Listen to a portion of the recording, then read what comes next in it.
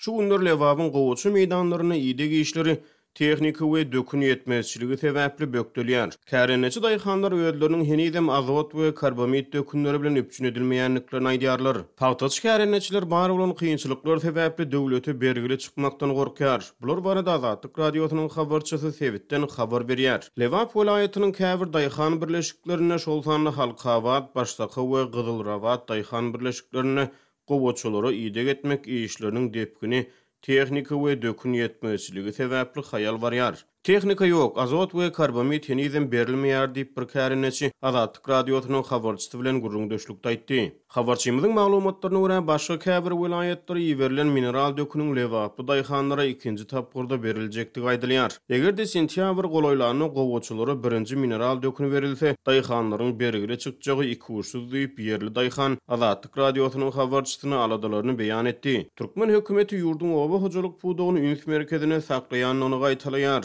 Ýurtda ekrançylyk we maldarçylyk ilatyň köp bölüginiň girdici çeşmeti hasaplanýar. Ýöne yerli synçylar oba hojalyk puwdugynyň ýyllary boýy ünsden düşürilýändigini aýdýarlar. Azatlyk radiosynyň habarçylary apreliň başlaryna azot, karbamid we fosfor ýaly mineral dökünleriň bahalarynyň 6-8 esse töweregi gymmatlanyny habar berdiler. Türkmenistanyň dürli sebitlerine mineral dökünleri öndürýän birnäçe önümçilik kärhanasy hereket edýär. Türkmenistanyň Günnogor welaýatyna Belarusyň Belgar Himprom kompaniýasynyň guran dökün kärhanasy bar. Ýöne Azatlygyň çeşmeleri ýylda 1,5 million tonna dökün öndürmeli kombinatyň dowly kuwwatyna işlemeýändigini habar berdi. 2018-nji ýylda Günbatyr Türkmenistanyň Garaboguz karbamid zawody açyldy. Bu ýerde ýylda 1 million tonna töwereg karbamid dökünini öndürmek gödeňine tutuldy. Türkmen hökümeti bahaty milliardlarça dollarlyk ýeri dökün kärhanalaryny gurýan mahaly ýerli daýhanlar mineral dökün ýetmezçiliginden ejir çekýär. Galberti de ýerli önümçiligi garamazdan Türkmen hökümeti daşary ýurtlardan mineral dökün satyn almak işlerini dowam etdirýärler.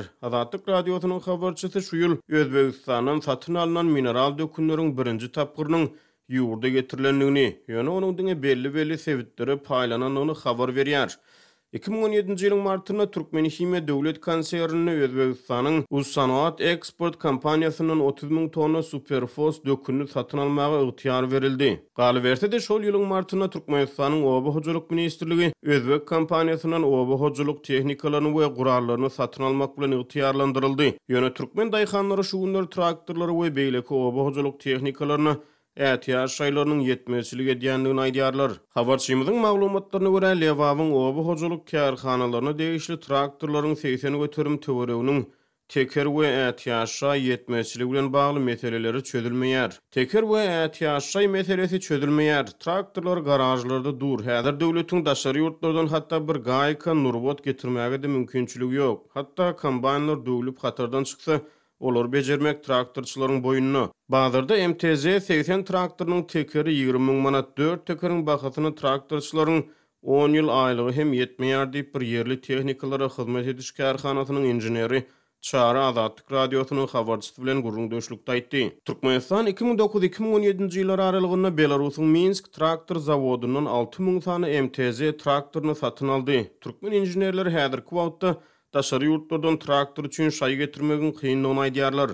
Resmi medeniýete görä ýurdun dürli sebitlerine maýyň ortalaryna gowuçularyň düýplerini ýekelemek, iýulyň başlaryna hatarara bejergisi we awgustyň başlaryna gowuçanyň ujuny çyrpmak işleri geçirildi. Azatlyk radiosynyň habarçylary gowuçanyň ujuny çyrpmak işlerine häkimetleriň mejburi zähmetden peýdalanýanlyklaryny habar berýärler.